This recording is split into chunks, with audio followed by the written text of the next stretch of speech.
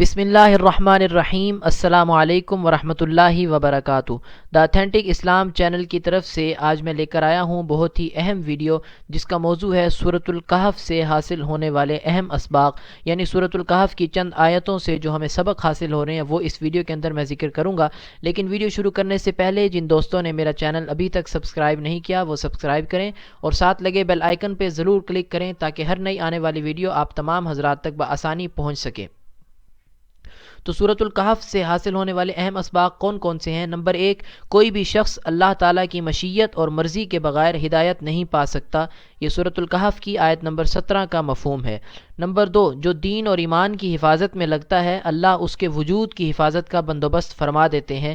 سورۃ الکہف کی آیت نمبر 18 کا مفہوم۔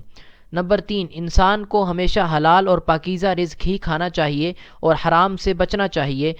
سورۃ الکہف کی آیت نمبر 19 کا مفہوم۔ نمبر 4، بوقت ضرورت اپنے ایمان کو چھپانا اور دین کی خاطر ہجرت کرنا بہت بڑی نیکی ہے۔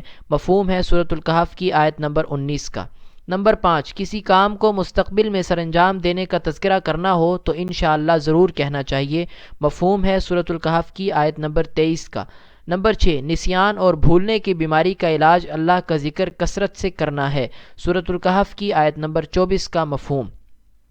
نمبر 7، اصحاب کہف کو 309 سال سلانے کے بعد جس طرح اللہ نے اپنی قدرت سے جگایا، اسی طرح مرنے کے بعد اللہ سبحانہ و تعالی ہمیں دوبارہ زندہ فرمائیں گے۔ سورۃ الکہف کی آیت نمبر 25 کا مفہوم۔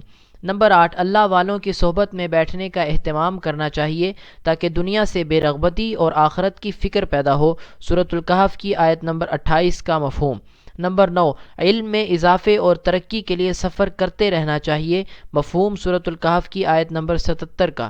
نمبر 10، نیک لوگوں کے بعد ان کی نسلوں کی بھی اللہ حفاظت فرماتے ہیں۔ یہ مفہوم ہے سورۃ الکہف کی آیت نمبر 82 کا۔